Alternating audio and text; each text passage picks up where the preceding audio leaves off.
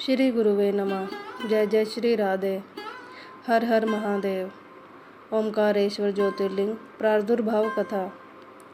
भगवान शिव के 12 लिंग होते हैं। उनमें से ओमकारेश्वर ज्योतिर्लिंग भी एक लिंग है। यह मध्य प्रदेश के खंडवा जिले में स्थित है।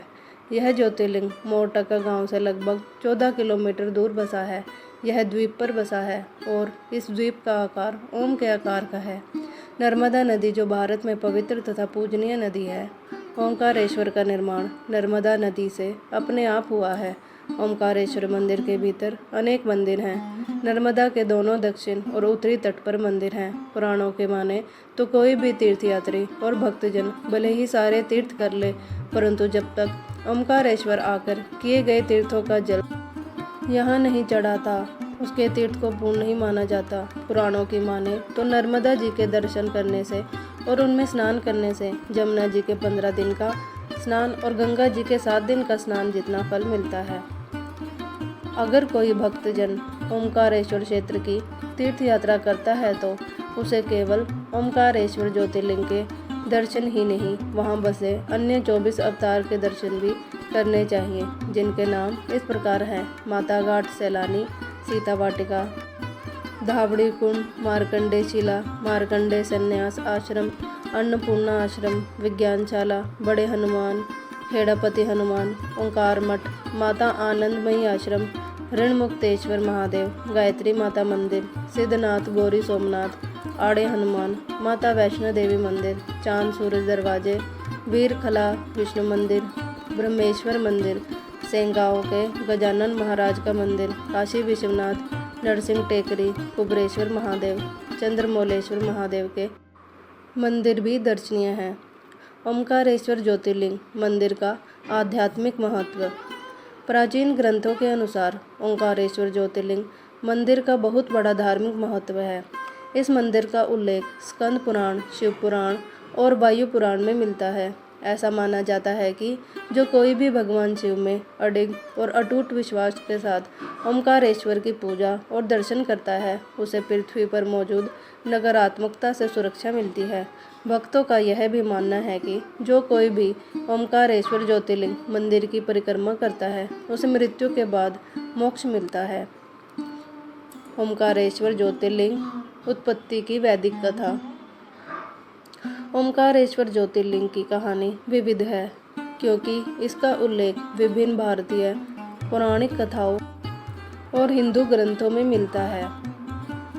हिंदू पौराणिक कथाओं के अनुसार भगवान ब्रह्मा और देवी सरस्वती के पुत्र नारद मुनि विंध्य पर्वत पर आए थे। वे इस बात से बहुत क्रोधित थे कि उन्हें पूरे क्षेत्र में भगवान शिव के लिए कोई स्थान नहीं मिला।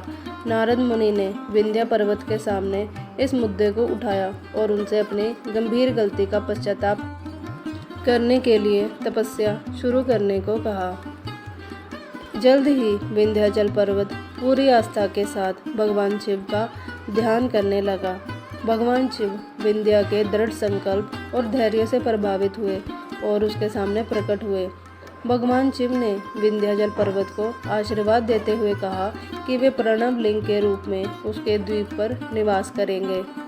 इसके बाद महादेव ने विंध्याचल से कहा कि वे प्रणव लिंग को 2 भागों में विभाजित करेंगे, ममलेश्वर और ओमकारेश्वर। ममलेश्वर लिंग एक पार्थिव लिंग है। ओमकारेश्वर एक ज्योतिर्लिंग है जो प्रकाश का एक स्तंभ है।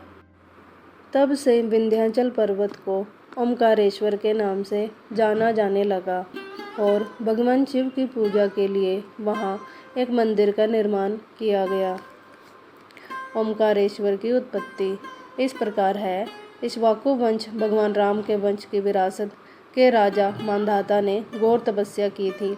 भगवान शिव राजा मांधाता की आस्था से बहुत प्रभावित हुए, इसीलिए वे प्रकट हुए और उन्हें ज्योतिर्लिंग के रूप में आशीर्वाद दिया। ओमकारेश्वर ज्योतिर्लिंग चौथे शिवलिंग की कहानी हिंदू धर्म ग्रंथों से आती है। इसमें बताया गया है कि कैसे देवताओं और राक्षसों के बीच भयंकर युद्ध हुआ।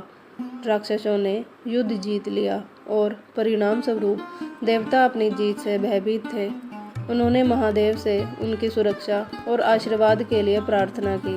भगवान शिव ओमकारेश्वर ज्योतिर्लिंग के रूप में प्रकट हुए, राक्षसों को हराया और विंध्याचल पर्वत में देवताओं के रक्षक के रूप में विश्राम किया। ओमकारेश्वर ज्योतिर्लिंग वास्तुशिल्प महत्व। ओमकारेश्वर ज्योतिर्लिंग मंदिर 12 पवित्र शिवलिंगों में से चौथा शिवलिंग सोमनाथ, मल्लिकार्जुन और अन्य का अद्वितीय लेकिन सुंदर वास्तुशिल्प महत्व है। मंदिर को नागर शैली में बनाया गया था, जिसमें ऊंचे शिखर, विस्तृत मूर्तियां, विस्तृत भित्ति चित्र और बहुत कुछ जैसी विशेषताएं हैं। ओमकारेश्वर मंदिर में एक विशाल बाड़ा और चौकोर, वृत्ताकार और बहुभुजों में नक्काशीदार स्तंभ है और ये विशेषताएं मंदिर में दृश्य आकर्षण जोड़ती हैं। वास्तुकारों ने आश्चर्यजनक डिग्री, फरिश्ते और जटिल नक्काशीदार छतों के साथ मंदिर के निर्माण के लिए नरम पत्थर का इस्तेमाल किया। मंदिर में 14 फीट ऊंचा विशाल सभा मंडप और पक्षी आकृतियों वाले 40 विशाल स्तंभ हैं। इसमें कुल 5 मंजिलें हैं, जिनमें अलग अलग देवता हैं, जैसे कि ओमकारेश्वर, श्री महाकालेश्वर, श्री सिद्धनाथ, श्री गुप्तेश्वर और ध्वजाधारी शिखर। मंदिर परिसर में पंचमुखी गणेश प्रतिमा और देवी अन्नपूर्णा भी हैं। इसमें भगवान कृष्ण, देवी नर्मदा और भगवान शनि भी हैं। ओमकारेश्वर ज्योतिर्लिंग मंदिर के भूतल पर दिव्य गर्भगृह में स्थापित है और पानी में डूबा रहता है। ओमकारेश्वर मंदिर के बारे में कुछ रोचक तथ्य। ओमकारेश्वर द्वीप 2 ऊंचे पहाड़ों विंध्याचल के बीच स्थित है। एक घाटी द्वीप में गोता लगाती है और ओम का मनमोहक आकार बनाती है, जो समस्त सृष्टि का प्रतीक है। पुजारी और भक्त हर रात शयन आरती करते हैं। ऐसा माना जाता है कि रात्रि आरती में स्वयं महादेव मौजूद होते हैं। हिंदू संतों और भक्तों का मानना है कि ओमकारेश्वर ज्योतिर्लिंग की पूजा करने का मतलब है पंच केदार और केदारनाथ की यात्रा पूरी करना। रहस्यवादी और प्रसिद्ध हिंदू विद्वान स्वामी गजानन सरस्वती ने स्कंद पुराण के प्रभास खंड के तथ्यों के आधार पर दावा किया है कि ओमकारेश्वर ज्योतिर्लिंग मंदिर का निर्माण लगभग 7,99,25,105 साल पहले हुआ था। स्कंद पुराण के अनुसार ऐसा माना जाता है कि 6 ब्रह्मा हुए हैं और 7वें ब्रह्मा वर्तमान ब्रह्मा हैं, जिन्हें शतानंद के नाम से जाना जाता है। भगवान शिव ने घोषणा की 7वें युग में एक और सोमनाथ मंदिर होगा और अंतिम ज्योतिर्लिंग को मृत्युंजय कहा जाएगा। ध्यान मंडप मंदिर परिसर के भीतर एक विशेष इमारत है, जहां बैठकर हम अपने भीतर के आत्मा से जुड़ सकते हैं। इस पवित्र क्षेत्र का शांत वातावरण यहां आने वाले लोगों के आध्यात्मिक अनुभवों को बढ़ाता है। मामा भांजा की पुल, जिसे ओमकारेश्वर पुल भी कहा जाता है, ओमकार द्वीप से जोड़ता है। ओमकारेश्वर मंदिर में प्रतिदिन 5 आरती और अनुष्ठान किए जाते हैं।